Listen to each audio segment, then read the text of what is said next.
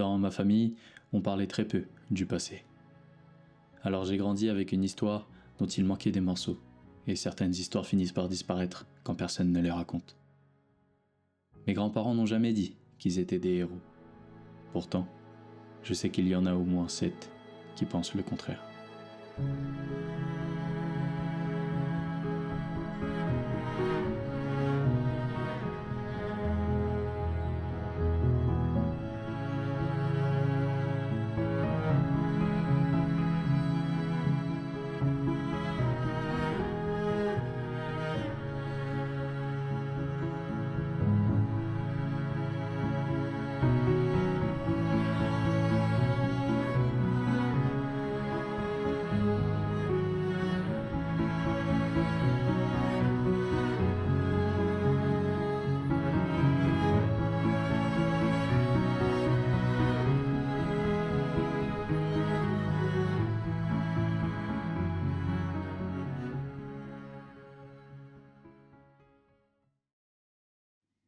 Quand vous étiez encore là, je n'ai jamais vraiment ressenti le besoin de savoir d'où je viens.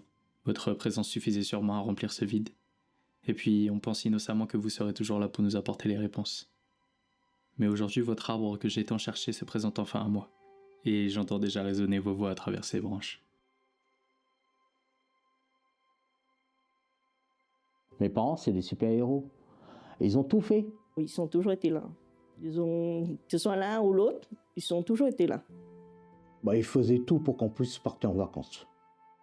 Même si on était pauvres.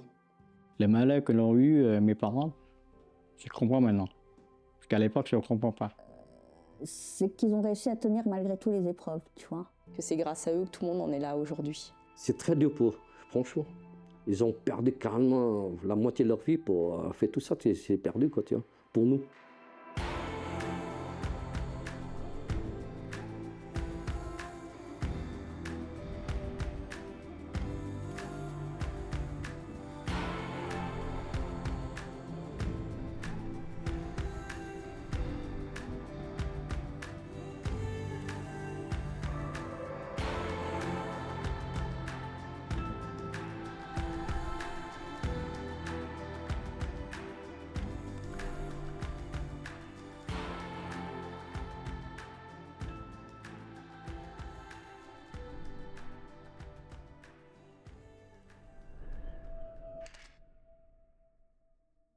Papy, je sais qu'il est né le 27 février 1940.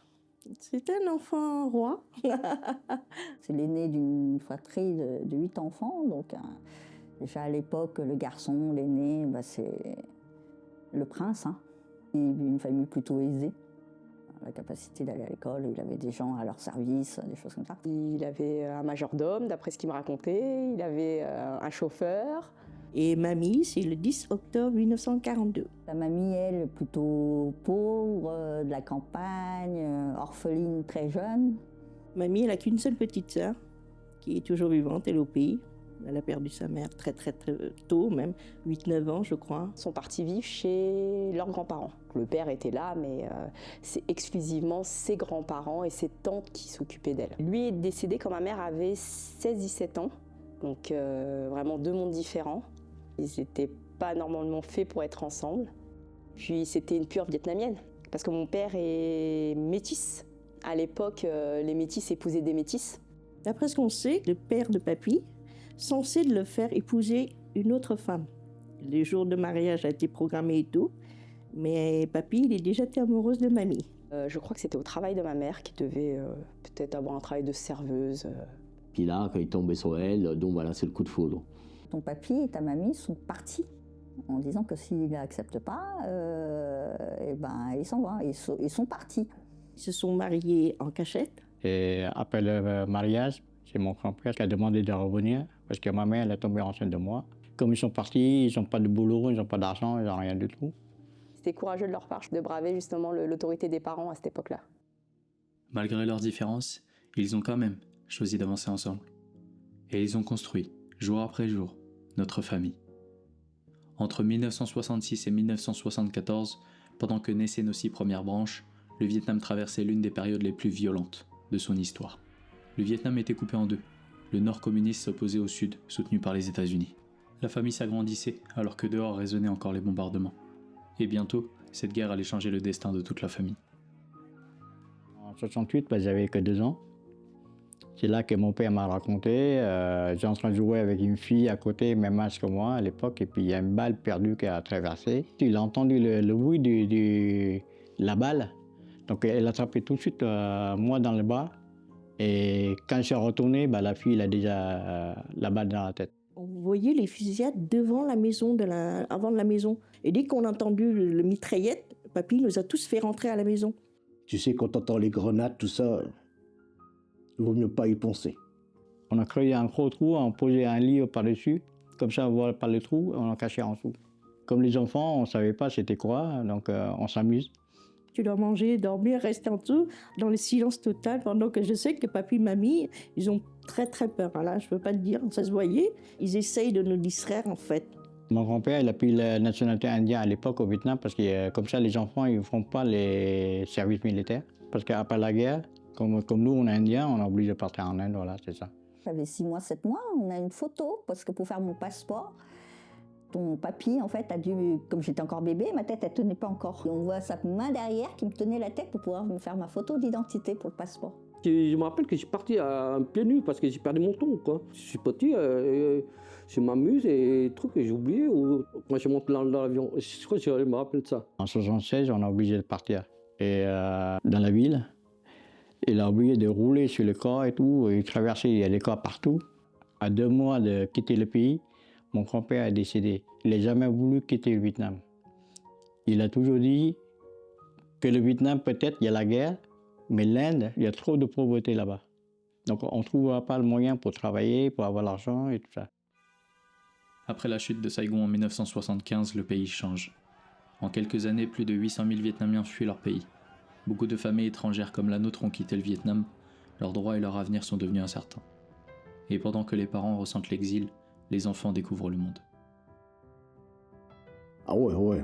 On a beaucoup de souvenirs. Tous les jours, on descend dans la rue, on joue au billes. Les gens ils gueulent parce que dès matin, on joue au billes dans les couloirs, on gueule. Tous les jours, le matin, une fois réveillé, on a quelque chose à faire. Il n'y a pas une journée qu'on n'a pas fait de bêtises. On court dans les champs, on joue, on mange, des fruits partout, voilà. Un peu, ouais.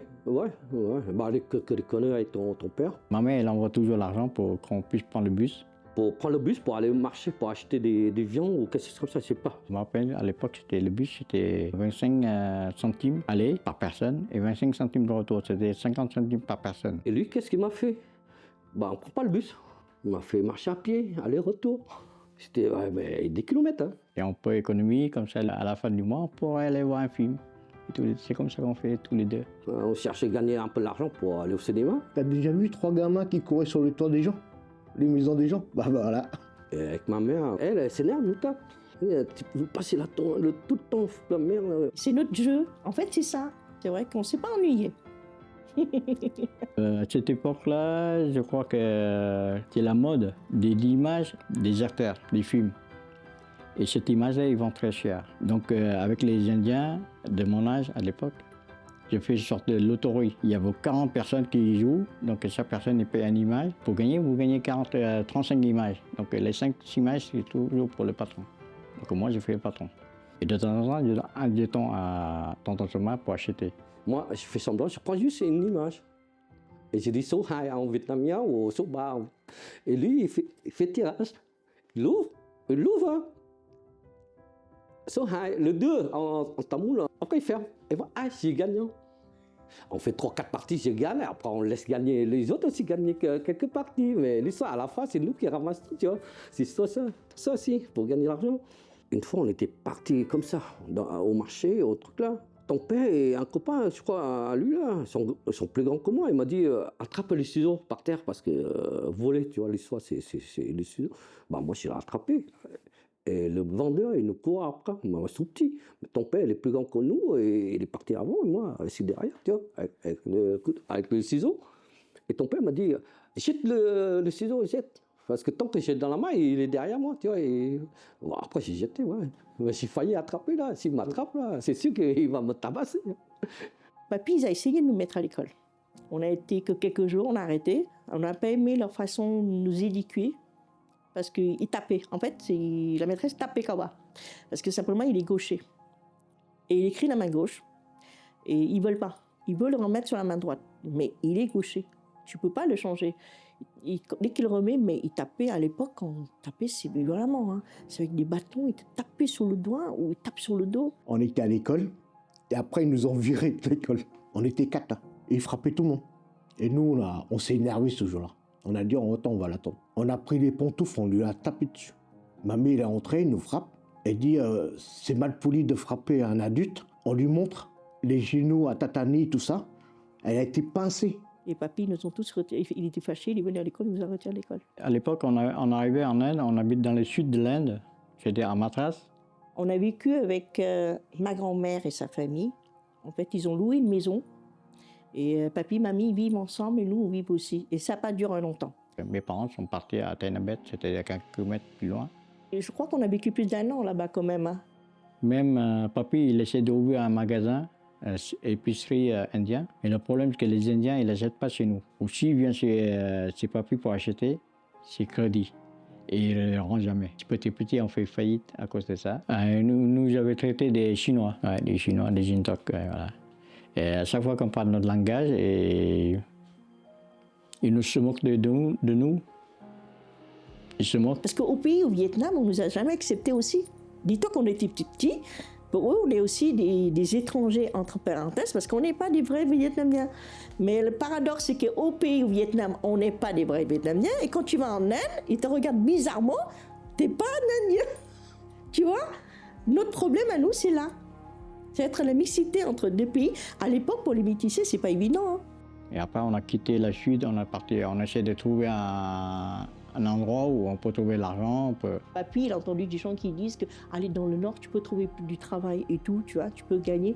Donc, il a essayé de partir avec quelques familles. On est parti à Bihar. Je me souviens, il y a beaucoup de temples. Et là-bas, c'est grâce à des associations, justement, des temples, qui nous ont prêté cette maison. Une toute petite maisonnette avec plein de trous. C'était une maison comme une maison abandonnée. C'est un champ. Oh, c'est énorme. Hein. Et il y a juste une petite maison au milieu. Pendant 6 mois là-bas.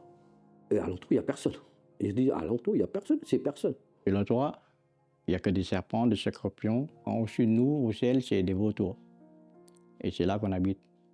Et après, papy, il a fabriqué un grand lit avec de la paille et tout ça. Quand il pleut, c'est amusant. Chacun cherche une gamelle et on posait à l'endroit où l'eau tombe. Il y a des gouttes qui tombent dans tous les sens. Nous, on est obligé de dormir debout ou assis.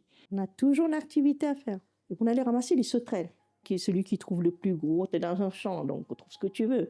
Bah, le plus gros, après on fait des concours entre nous. Papy, il avait dit qu'il avait dû pédaler au moins 2 km pour trouver un point d'eau. Papy, quand il arrive sur la grande route, nous, on sort. On se relaie pour transporter, pour amener de l'eau. En fait, c'est l'eau que tu utilises dans la journée. À manger, à boire, à se laver. Heureusement, il y a un chien. C'est pas pour un chien, un berger allemand ou quelque chose comme ça. J'ai pas vu un chien plus intelligent, plus adorable que lui. Je crois qu'on n'en aura pas. Tous les soirs, il vient nous surveiller. C'est un chien qui comprend tout. Ma mère a dit, tu surveilles ta sœur, c'était Tatada. Il met ses 2 pattes sur le ventre. Il protège parce qu'il y a beaucoup de scorpions. Et là, il protège aussi les vautours. Papy et mamie, ils voulaient faire du pain. Si on n'a pas trop mangé ce jour-là, ils fabriquaient la pâte de pain, ils se mettent à le faire cuire. Je ne sais pas comment ils ont cuit, mais je sais qu'après la cuisson, papy et mamie se sont éclatés de rire. Je suis venue voir pourquoi c'est un bâton que tu trouves et pas un bout de pain. Ils ont rigolé du résultat, mais on a mangé. Parce qu'on ne peut pas se permettre de jeter. Tu gaspillais, c'est notre nourriture. Et c'était dur comme tout, mais on a rigolé ce jour-là. Je ne sais pas ce qu'il a fait. Un bâton. Ma mère, elle a élevé des poules. Elle a donné une poule à chacun entre nous de garder. Et ce qui fait l'œuf, c'est le gagnant, quoi. Et on était heureux là-dessus. On était contents. Le soir, ce qu'on faisait tout le temps, pas de télé, rien. Tu n'as pas d'électricité, tu n'as rien. Et on se couchait dehors, tu sais, comme c'est chaud, et tu te rafraîchis en même temps, avant de dormir. On regardait dans le ciel. Et à l'époque, on regardait les étoiles, on comptait les étoiles. On était là, papy, mamie, on est tous alignés autour, et on posait des questions, et papy essayait de nous répondre. On rêvassait, en fait, en regardant le beau ciel. On rentre le soir, on a la bouffe, on était content d'avoir la bouffe, mais on ne pense pas que demain, on n'a pas d'argent pour acheter la bouffe. Dis-toi, du Vietnam, on n'était que des gens aisés, à tomber bas pour devenir des gens pauvres, SDF, dans le mot où tu veux dire. Il fallait trouver un moyen de faire manger. Pour 6 personnes, c'est dur. Ah, s'il faut revivre là, tu peux pas. Ah, c'était très dur. Mais j'ai adoré cette époque-là. On était bien parce que j'ai mon père et ma mère, même si on était dans une petite maison. Tu as 2 repas par jour, même si c'est pas beaucoup, mais on était heureux parce qu'on était notre famille à nous, rien que nous. L'avenir des enfants, il n'y en a pas. Donc pour eux, c'est le plus gros souci. Donc il faut qu'ils trouvent un moyen pour partir. Et puis ils savent très bien qu'on n'aura pas d'avenir. On peut même en mourir, on ne sait pas ce qui nous arrive.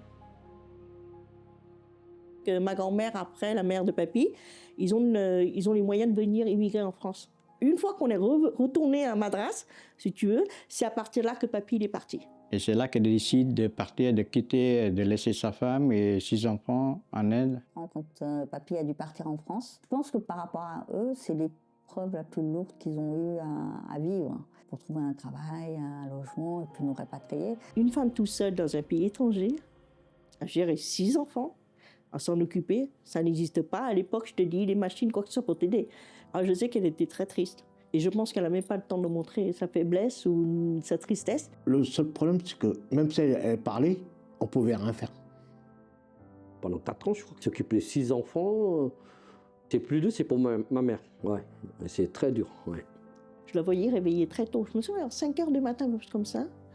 La grosse bassine qu'elle avait à laver les habits. Ça, c'est la première chose qu'elle commence le matin. Je l'aide à pomper l'eau pour qu'elle lave les habits. Et une fois fini, sécher les habits, elle doit aller faire les courses. Et après les courses, elle doit cuisiner. Et entre-temps, nous, on essaie de se débrouiller, se laver tout seul, mais il y a les petits à les laver, s'occuper d'eux. Donc, tu sais, je vois une journée de mamie, c'est du matin au soir, quoi. C'est là qu'il manque tout. Il manque de l'argent, il manque tout. Il manque l'amour, il manque tout. C'est ça que l'épreuve est très dure.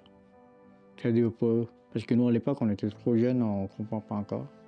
C'est toujours cette incertitude. Est-ce que tu auras à manger dans les prochains jours si tu manges pas aujourd'hui? Elle me disait que c'était dur, bien évidemment, qu'il lui envoyait de l'argent une fois par mois. Surtout qu'à l'époque, il n'y avait pas de téléphone portable, ni Internet, ni rien. Un courrier, ça mettait un mois à arriver. Elle est jeune aussi, à l'époque là, elle a que 30 ans, je crois, vers là.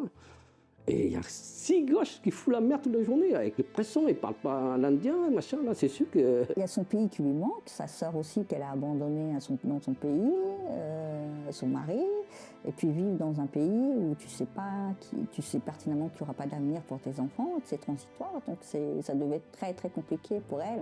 Mamie, elle n'a jamais eu une vie facile. Depuis tout petite, elle a une vie très très dure. Pour ses enfants, elle donnera tout. La vie a été méchante avec elle, mais elle n'a jamais été méchante, mamie. Mamie avait un cœur sur la main. Bah, ils s'occupent bien de nous. Même on a l'argent ou pas, papy et mamie, ils ont toujours, à chaque fois, ils sacrifient leur vie pour nous, tu vois. Je dirais que c'est une femme très courageuse, qui a géré quand même 6 enfants seule. Et puis voilà, je pense que...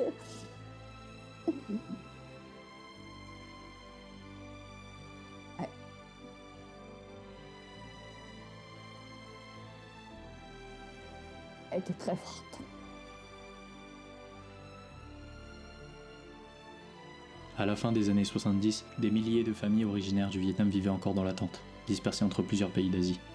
Ils avaient perdu leur pays, leurs repères, et parfois même la possibilité de revenir en arrière. Ma grand-mère a dû tenir seule, avec ses 6 enfants, dans ce temps suspendu entre 2 pays. Et cette attente allait ouvrir la porte d'un nouveau départ.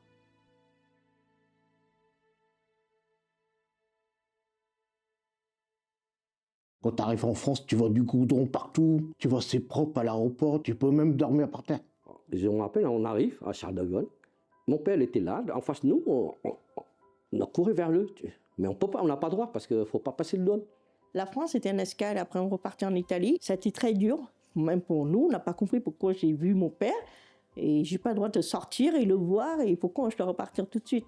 Il est resté entre la barrière et les douanes. À l'époque, on a le droit de rester devant, mais on n'a pas le droit d'entrer. Que mamie était en larmes, vouloir aller traverser ce barrière pour aller enlacer papy, mais en fin de compte, elle ne veut pas aussi pas laisser ses enfants derrière. Parce que nous, on a découvert l'escalator. C'était la première fois. Alors, on passait notre temps à jouer. Et après, on est parti 1 semaine ou 10 jours en Italie, je crois, à Rome. On était enfermés dans l'hôtel pendant 1 semaine. Entre le chambre et le petit déjeuner. Tous les matins, on descend pour le petit déjeuner, on a tout vidé après. On ramène dans le chambre. Et après, on revient en France. Et c'est là que mon père nous a récupérés. Le 25 juin 1981. Ah, je me souviens, j'ai serré son ventre, j'étais contente. Déjà, elle était plus toute seule. Les enfants retrouvaient leur père. Mon père, il a déjà tout préparé avant qu'on soit venu en France. Quand on est venu en France, on n'a que 3 jours de visa. Et à l'époque, c'est facile de demander le papier à réfugiés vietnamiens parce qu'il y a la guerre. Il a beaucoup traîné pour pouvoir travailler, pour pouvoir nous élever, nous nourrir, nous faire venir en France. Donc, il aurait très bien pu laisser ses 6 enfants et sa femme en Inde, et puis refaire sa vie. Donc, tu vois, il ne nous a pas oubliés, il ne nous a pas abandonnés, donc voilà. C'était peut-être presque inespéré de vivre comme ça en France. Ah, pour moi, c'est super pas bas. Bon, non, honnêtement, ouais, je dis que ouais. Tout ce qu'il voulait, c'est notre bonheur, c'est tout. Déjà, je te dis, il a quitté son père, sa famille pour aller se marier en cachette. Depuis le début, c'est déjà une grande preuve d'amour. C'est pour ça qu'elle a aimé mamie et papy, il est toujours à ses côtés. Après, oui, ils sont toujours ensemble. Ils sont toujours ensemble. Ils sont inséparables, en fait, les deux. Dès qu'il a envie de manger quelque chose, c'est un plat qu'il préfère, elle le fait tout de suite là, ouais. Toujours ensemble. Toujours ensemble. Ils étaient tout le temps ensemble. Ils étaient très proches, tu le sentais, il y a une certaine complicité. Heureusement, il y a ma tante, il avait une maison à Mantes-la-Jolie, c'était dans le 78. Il nous avait accueillis parce que nous, lorsqu'on est venu en France, on n'a rien du tout, on n'a pas de maison, on n'a rien. Enfin, on a eu notre appartement et on n'avait rien dans la maison. C'est mois d'août en 1981. Et à cette époque-là, il n'y a que papy qui travaille. Il a gagné peut-être un SMIC et on est arrivé à Garces-Légonesse, département 95, Val-d'Oise. C'était un T4. Il y avait un salon et 3 chambres. Une pour mes parents, une pour les filles, une pour les garçons. Première année de notre vie, quand on arrivait en France, on dormait par terre. On n'avait même pas une chaise pour s'asseoir. On a une cassette, on passe le matin, le soir, la même cassette. On connaît par cœur maintenant. Et on s'amuse comme ça, on rigole bien, on était bien. C'est grâce à des personnes que j'ai beaucoup de reconnaissance. C'est une Algérienne qui habite au premier étage de l'autre immeuble. Et l'Espagnol qui habite au 3e étage de cette rue Fromansart, ils ont discuté entre eux parce qu'ils ont vu par la fenêtre qu'on dormait par terre. Ils nous avaient offert une table à manger dans la cuisine. Nous donner une gazinière pour cuisiner. Mais c'était très très sympa. Elle dit qu'elle n'en avait pas besoin, qu'elle n'utilisait pas. Elle a à nouveau, donc elle nous a donné. Les gens, ils t'accueillent facilement. Quand tu vas à l'école, tout le monde t'aide pour t'apprendre à parler français et tout. On s'intègre facilement. Les gens ne te rejettent pas. Donc c'était beaucoup plus facile. On a eu beaucoup d'aide de secours catholique, même des couvertures à l'époque. Il n'y a rien à voir par rapport à l'Inde. Et quand on est arrivé à Garges, elle était soulagée, elle était heureuse, elle était contente parce que même si ça ne nous appartenait pas, on avait un droit à nous. Bah, si tu veux, on avait une table, on a mis des cassettes VHS en plein milieu et on a joué au ping-pong avec ton père et papy. On jouait au ping-pong. On tapait comme ça. Mais on tapait vraiment fort et c'est bien tapé. Et quand mamie, il n'arrête pas de gueuler parce qu'on tapait dans tous les sens et les balles, ils peuvent entrer dans le 8 et tout. Moi, j'ai la particularité d'être la seule à être née sur sol français. Parce que j'avais un sacré écart d'âge avec tout le monde, même avec ma sœur, l'avant-dernière de la famille, on avait déjà 7 ou 8 ans d'écart. J'avais plus l'impression d'avoir des papas et des mamans que des frères et sœurs. À tour de rôle, qui me disaient quoi faire, qui me disaient comment m'habiller pour aller à l'école, comment... Ouais. J'avais plein de papas et plein de mamans. Papy, le soir, quand il rentre du travail, il le ramenait là au lac. Il y a un lac à Sarcelles. On y va là-bas, on fait un pique-nique. On ramène ce qu'on a mangé, on étale le tapis, puis on mangeait, on restait jouer. Il râle pas qu'il est fatigué, il manque de sommeil ou quoi que Maintenant, si tu creuses, c'était quelqu'un d'hyper drôle. Il avait toujours une blague. Tonton Amia a acheté un Sega. Dedans, le jeu s'appelle Bomber Red. Papy jouait jusqu'à 1h, 2h du matin. Dès qu'il rentre du travail, il dit « Allez dehors !» Il a oublié d'aller manger, il a bien joué. Quand l'équipe de France a gagné, là, il a couru sur le balcon là, avec le casserole, machin. Là. Alors, nous, on a suivi avec le casserole derrière, ouais, on s'est éclaté. Ouais. Le matin, il se réveille, il prend une chaise, il va au balcon avec un café, il peut rester 3 heures. Non, c'est vrai. il y a des moments où on joue à Atari, à l'Eno Tête-Porc, c'est des petits jeux à Atari, des jeux console. C'est là qu'il s'est éclaté comme un enfant. Quand il perd ou il gagne, il passe une étape, là, il est content. Voilà. C'est quelqu'un de très joyeux, gai, intelligent même. Papy a toujours été chauve et avec un bide. Ça, c'est mon père. Il adore les vêtements, il adore les chaussures. Comme je te dis, s'il peut acheter tout le magasin de basket, de go-sport, il achètera tout le magasin. C'est pour ça que mamie gardait l'argent, parce qu'il ne sait pas gérer. S'il a 300 francs à l'époque, il pouvait acheter un truc à 300 francs et puis plus rien avoir derrière. Ça ne le dérangerait pas. Lui, il s'en fout, il donne tout. Il m'a donné sa voiture. Et après, la voiture, elle tombe en panne, il veut donner une deuxième voiture. Et que mamie, elle l'empêche. Et on est arrivé dans le magasin, et là, papy, il n'avait pas beaucoup d'argent dans sa poche. J'arrêtais pas de regarder parce que j'avais mon premier aquarium, et je voyais papy en train de marchander avec la personne pour avoir le poisson. Et quand on est sorti du magasin, tout ça, il m'a dit « Ah, je l'ai bien eu, il me reste encore 2 euros, 2 francs dans ma poche. » On a mis le poisson dans l'eau, tout ça, il a raconté à ma amie. Voilà, je t'ai écouté, j'avais 6 francs, j'ai négocié, j'avais dit que j'avais que 4 francs. Et en fin de compte, j'ai gagné 2 francs. Et ma mère, elle a dit « Ouais, mais t'es même pas foutu d'acheter la nourriture pour le poisson. C'était 2 francs. » Il a dit bah, « J'ai complètement oublié. » C'est un feignant. Papy ne fait pas grand-chose parce que c'est mamie qui fait tout. Bah, il était un peu feignant quand même. Après, c'est pas une critique, attention. Mon père, c'était, faut savoir, tout le contexte en fait de son passé, c'est un petit garçon gâté, clairement. Et il m'expliquait qu'on lui apportait le goûter à l'école.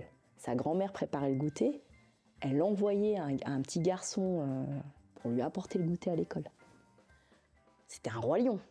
C'était le petit prince, il continuait à être son petit prince. Quand il travaillait encore, il allait travailler, il rentrait et puis il donnait l'argent. Puis il se préoccupait de rien d'autre. Beaucoup plus tard, il a commencé un peu à faire des petites choses. Un peu à cuisiner un peu, à faire un peu de rangement. Mais ça restait très léger. Hein. Il faisait à manger, voilà, il cuisinait pas. Elle préparait tout. Et en fait, après, il avait juste à poêler ou à réchauffer. Lui, c'est la force tranquille. Hein. C'est peace and love. Il était beaucoup plus souple que mamie. Peut-être aussi parce qu'il avait moins de charge mentale qu'elle. Elle faisait tourner la maison. Donc je pense qu'elle n'avait pas le temps de se poser, de discuter, de rigoler. Ma mère, elle est un peu plus sévère que papy. Papy se fait toujours engueuler par mamie pour n'importe quoi. Elle est toujours en colère. Mais en ce moment, papy, il appliquait la règle des hommes d'ailleurs. En fait, il finissait par se taire et puis ça se tassait, quoi. Ou il lâchait un oui, tu as raison, et puis c'était fini. Il s'en fout, il dit rien, il s'assoit, il répond même pas des fois, ouais, il répond, ouais. C'est quelqu'un qui, on dirait un ouais, le Bouddha là, ouais. Et elle est très difficile. Les choses doivent être faites comme elle veut et à sa manière. Donc elle râlait toujours parce que généralement, on fait jamais comme elle voulait. Même quand on faisait bien, on faisait mal parce que c'est pas elle qui le fait. Moi, je trouve qu'elle râle beaucoup. Ouais. Bon, elle est tout, il pas jamais, rarement, elle est contente. Elle n'a pas de tact. Tu sais, envers n'importe qui, si ça lui convient pas, ça lui plaît pas, elle te dira tout de suite. Tu l'embêtes, elle crie. Elle n'a pas de temps, elle n'a pas de temps à perdre. Puis elle s'avançait vers la cuisine pour faire ce qu'elle allait faire, mais elle continuait à râler. Et mon père, il se retourne, il me dit, mais ta mère, c'est comme la télé, c'est devenu un bruit de fond. Et c'est exactement ça.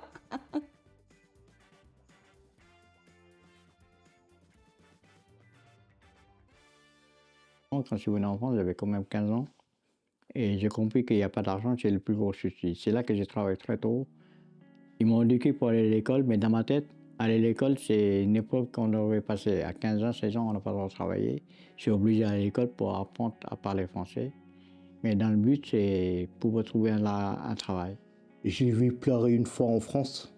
Elle était sur un banc et pleurait. Il ne lui restait pas grand-chose pour finir le mois. C'est pour ça que j'ai arrêté l'école pour aller travailler. Pour les aider et pour moi. J'ai pas fait beaucoup d'études, j'ai fait beaucoup de problèmes à mes parents aussi au niveau des études, qui m'ont payé des écoles privées, tout ça, c'est cher, tout ça. Et le seul regret que j'ai, c'est pas faire plus, de pas pouvoir faire plus pour mes parents. Mamie, comme si elle nous formait pour être dure dans la vie. Parce qu'elle me dit que la vie ne te fait pas de cadeaux. Elle a été formatée de cette façon. Elle ne parle pas beaucoup de son passé, elle ne parle pas beaucoup de son tristesse, et elle parle à personne, je crois. Elle était très exigeante d'elle-même, et du coup envers nous aussi.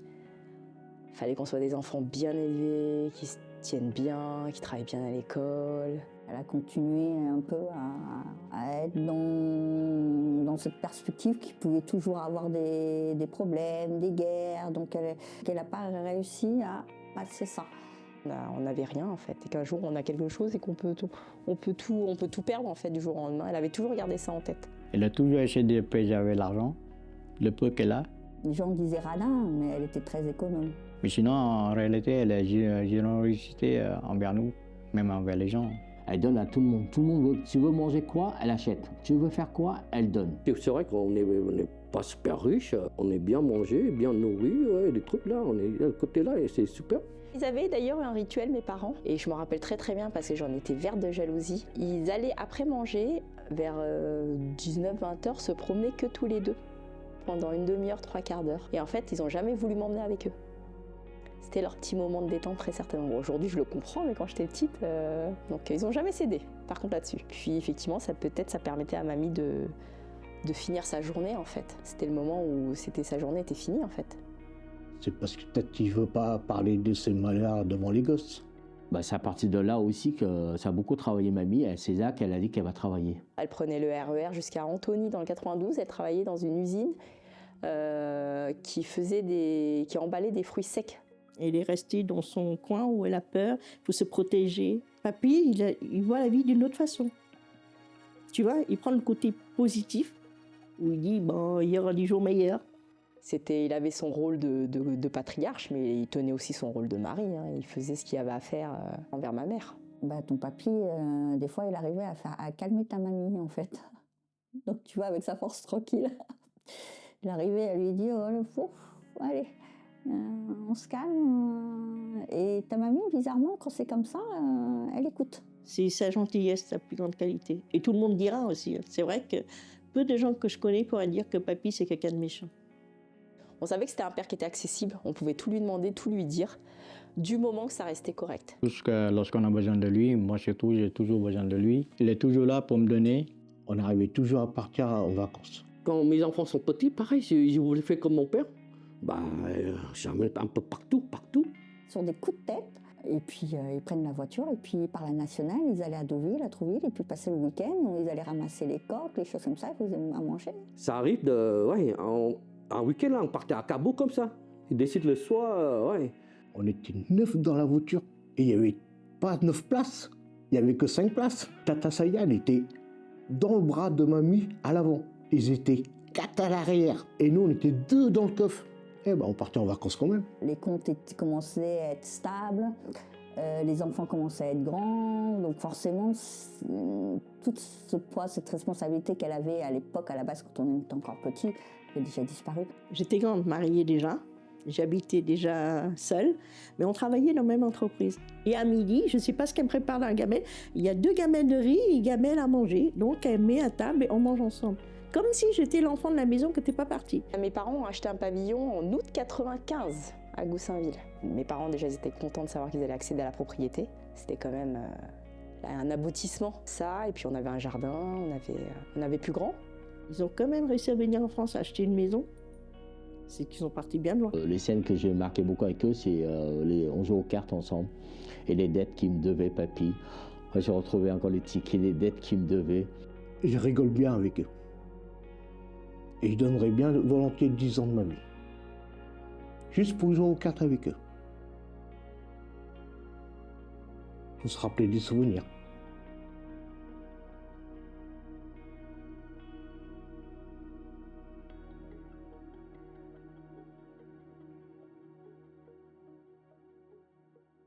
Étant une fille, on n'avait pas le droit de sortir, on n'avait pas le droit de faire ce qu'on voulait, ce que les frères en fait ont le droit de faire.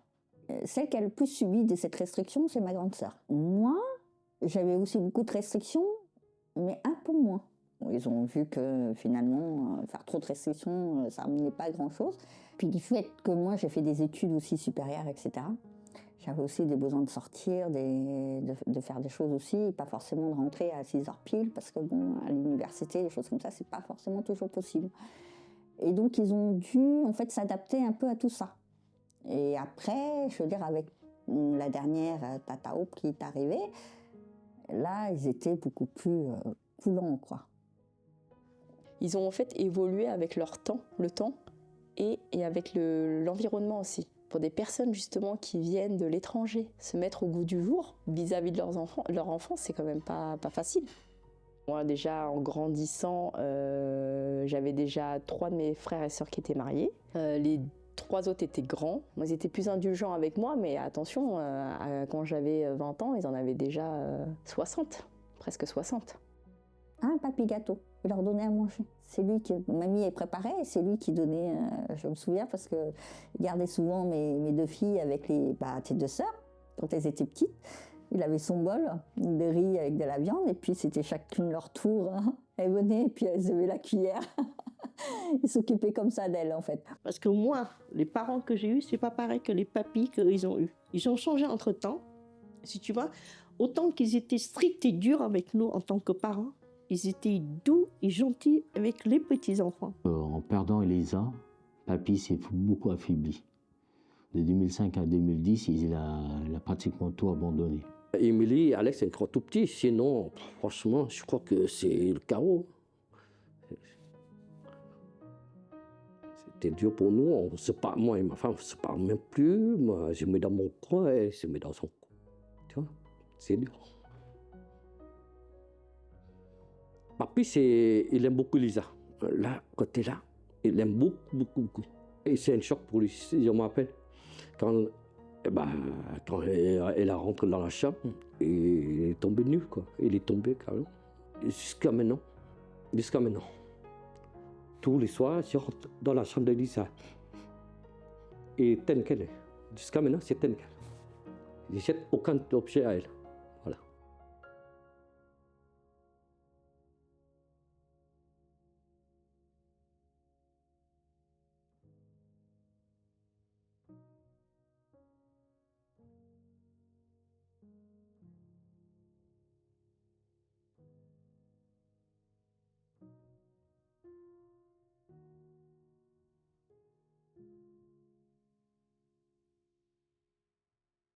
Je l'ai souvent entendu parler, défendre en tout cas, des personnes, où il disait souvent justement, c'est pas parce qu'une certaine personne, elle fait ça qu'elle est comme ça, ou c'est pas parce qu'elle est de cette classe sociale comme ça qu'elle est comme ça.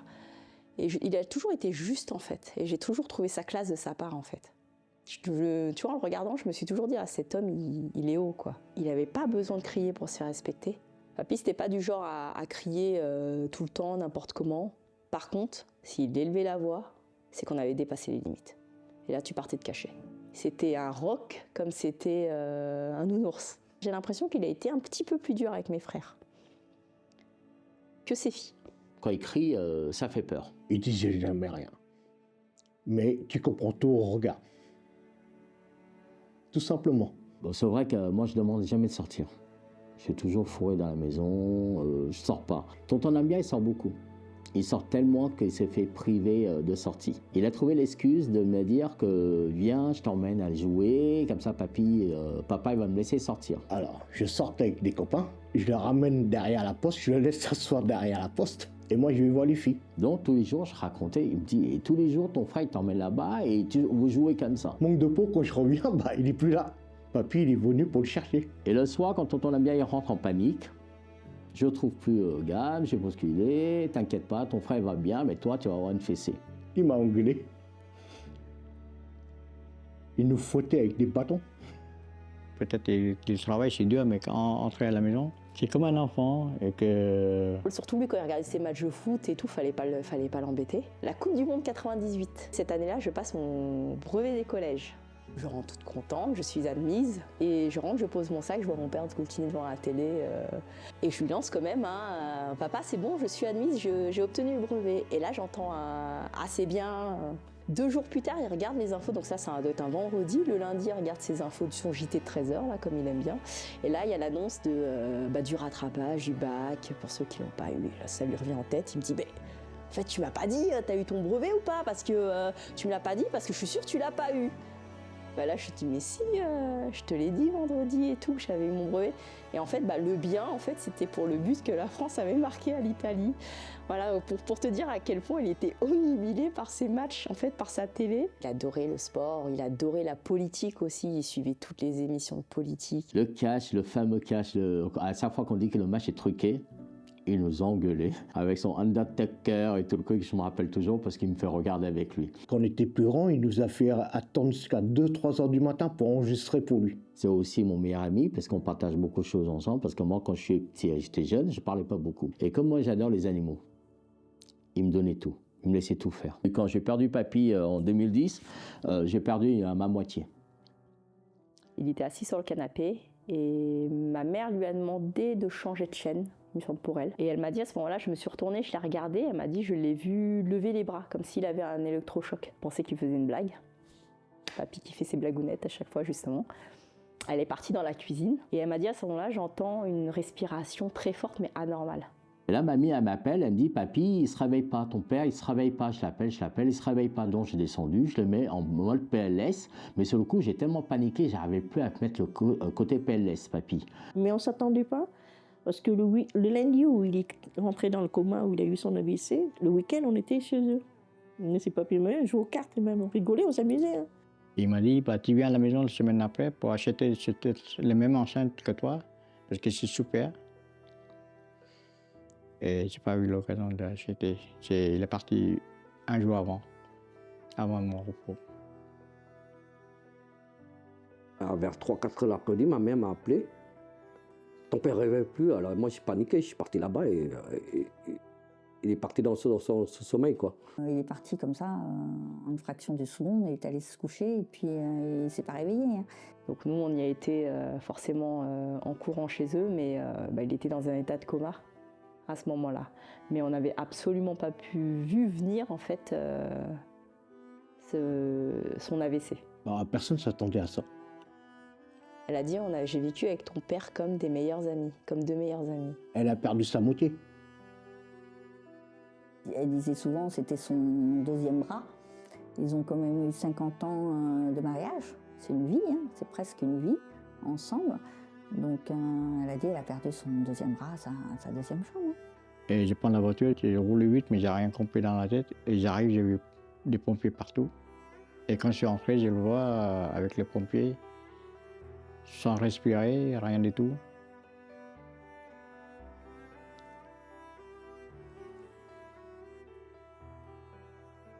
Voilà. Que j'ai pas l'occasion de lire, je l'aime. Je passe trop vite. Pareil encore.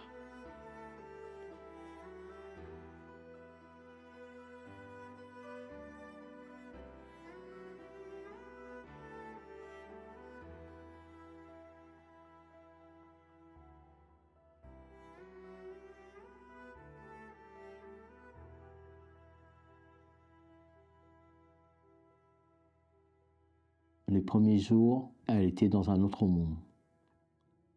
Toujours l'assiette en plus pour papy et tout ça, avec les larmes. Elle mange avec les larmes et tout ça. Quand papy était là, je devais acheter mon appartement. Elle pleurait et je me rappelle toujours ces phrases-là, quand elle arrive vers l'hôtel, elle criait « Mon Dieu, oh mon Dieu, Victamia ». Qu'il n'y a même pas une semaine, tu étais là avec moi et là, tu n'es plus là. Mais qui va manger avec moi? Et quand j'ai entendu cette phrase-là, j'ai annulé mon achat. Je reste avec mamie. Je restais là, j'ai dit maman, je reste ici avec toi. On sera deux à manger ensemble. Mais c'est une femme qui est très forte. Elle montre ce côté positif, jamais négatif. Mamie, elle a changé après le décès de papy. En fait, elle reprenait le rôle de papy. Je crois qu'elle remplaçait papy. Papy, c'est qu'il était un blagueur. Tu sais, il est simple. Et mamie, elle a pris ce côté-là, qui est à l'opposé d'elle-même. Elle a beaucoup changé. Elle me dit, je vais acheter des fringues. Ben, ma carte bleue, elle a fumé. Des gilets, des pulls en laine qui lui va parfaitement. Toujours ces pantalons vietnamiens avec le haut chic et en bas pantalon vietnamien. Mais après, on venait tout le temps. Après le boulot, on venait. Avant le boulot, on venait. Bon, il y a aussi pour manger. Presque tous les midis. Presque, bon, pas tous les midis, mais ouais. On mangeait avec elle, parlait avec elle, hein. Jouer aux cartes avec elle. Donc, et s'amuse, quoi. Voilà. C'est pour ça que je viens souvent, pour la bouffe surtout. Avant que Tata Oprah elle arrive pour dégommer. C'est celui qui arrive le premier, il mange tout. Parce qu'elle passe toujours à midi, et moi je passe à midi, moi. C'est juste pour l'embêter. Quand je vais chez elle, je suis sa petite fille. Elle cuisine pour moi. Elle s'occupe de moi. Au lieu de s'occuper d'elle, elle s'occupe de nous. Et ça, c'est la meilleure qualité de ma vie. Sans jamais attendre quoi que ce soit en retour. Par contre, c'est ça. Donner sans compter. Quand ils ont un problème et qu'ils m'appellent, je suis toujours là. Ce qui me manque le plus, c'est peut-être ce conseil dans la cuisine. Il y a des plats que j'ai refusé d'apprendre. Parce qu'avant, à l'époque, je ne voulais pas apprendre à cuisiner parce qu'on s'engueulait toujours avec mamie quand on faisait la cuisine. Des plats que, des fois, maintenant, mes enfants qui aimaient... Il y a certains plats que mes enfants aimaient bien de leur mamie. Et ben, j'arrive pas à retrouver le même goût. Tu sais les refaire, mais ça n'a pas le goût. Mamie, c'est vrai que dès que ses petits-enfants ont des petits problèmes, fatigué ou pas fatigué, tu prends la voiture, tu vas le rejoindre, comme Alex, il a eu l'accident, tu prends la voiture, tu y vas. Et quand elle voit pas ses petits-enfants arriver, je sais qu'elle boude beaucoup. Alors, elle était une mamie adorable, une mamie cool. Ils en gardent d'ailleurs des super souvenirs d'elle. Je pense qu'elle était pareille qu'avec toi. Elle leur donnait tout, elle était tout le temps souriante, elle se permettait de prendre du temps avec eux. Quand on joue aux cartes, des trucs là, ouais. Elle se lâche, elle rigole, ouais. Elle voulait jouer aux cartes tout le temps, c'était son truc. Elle savait pas bluffer. Parce que quand elle avait un bon jeu, en fait, ça se voyait dans ses yeux, ça pétillait, et puis elle caressait ses cartes. Et elle avait des tocs, en fait, monstres. Et c'était... Et du coup, ouais, j'aimais bien ces scènes-là. C'est les scènes qui me restent en tête d'elle, d'ailleurs.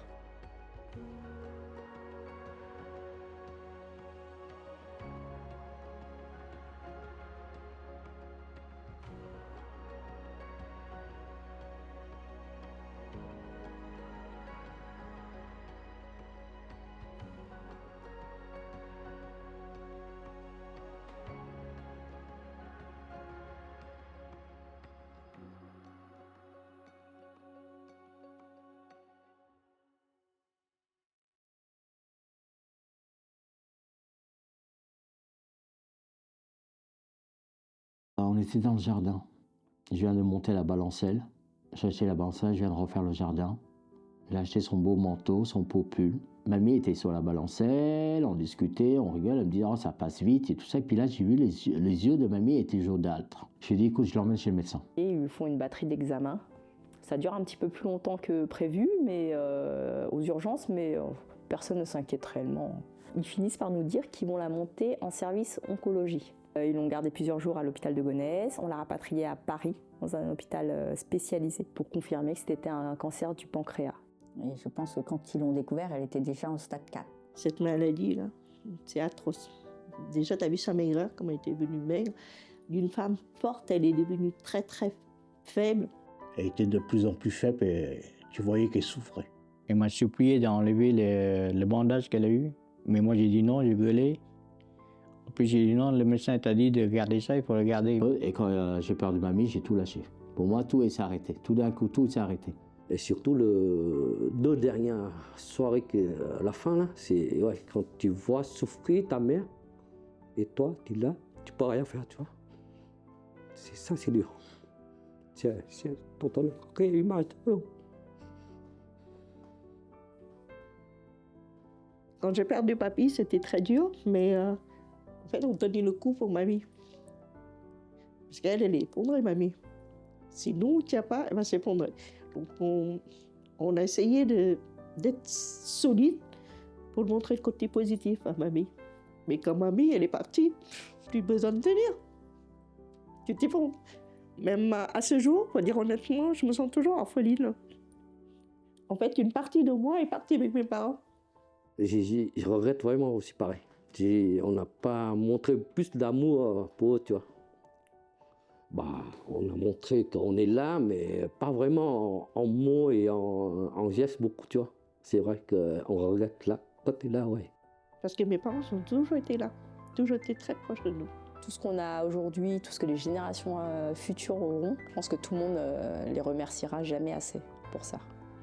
Papy m'a toujours dit, ce que les gens arrivent, tu arriveras. De jamais renoncer. Mais ce qu'ils peuvent nous apprendre, c'est qu'il ne faut pas abandonner. Que rien n'est toujours facile et décidé à l'avance. Tu peux avoir une très belle vie et puis tout d'un coup, du jour au lendemain, tu pars sur autre chose. Ils se sont battus. Et ils ont essayé de créer quelque chose de stable pour leurs enfants. À partir du moment où ils ont pris la décision de partir, ils ont tout fait pour réussir. Je leur dirais déjà un grand merci d'avoir été pleinement des parents. Je leur dirais aussi de ne plus s'inquiéter de là où ils sont, de reposer en paix, parce que je pense qu'ils m'ont préparé et armé psychologiquement de la meilleure manière qui soit pour continuer à vivre cette vie, même sans eux. Moi, je leur dirais, allez-y. On n'a qu'une vie, vivant. Si il y a une deuxième vie ailleurs, vivez-la. Restez pas là, restez pas attachés à nous, quoi. Peut-être à mamie d'aller vivre avec sa mère, retrouver sa mère et son père. Voilà. Papy, c'est vis ta vie, quoi. Vis ton chemin, ta vie. Je vous aime. C'est peut-être la seule phrase qu'on n'a jamais dit. Mais ils savent, hein. Mais je pense que ça leur fait plaisir. Ou sinon, je sors le jeu de cartes et je dis « asseyez-vous ». Je pense que déjà les remercier du sacrifice qu'ils ont fait pour nous. Parce qu'ils en ont fait des sacrifices. Et j'en ai vu. Donc, à part merci et que je les aime. Il n'y a pas d'autre mot. Et aussi que j'étais très très fière et je serai toujours fière d'être leurs enfants.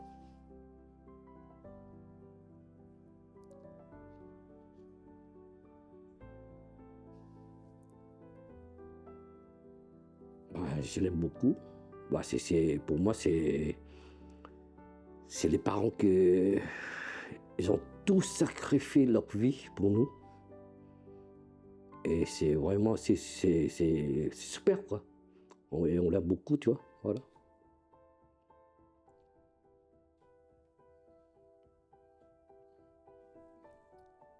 Je dis je l'aime.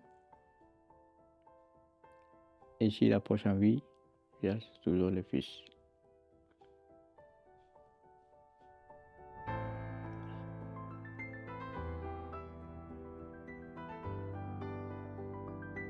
Ce que vous avez traversé n'est pas seulement une histoire de famille, c'est l'histoire d'une génération entière qui a quitté un monde pour en offrir un autre à ses enfants.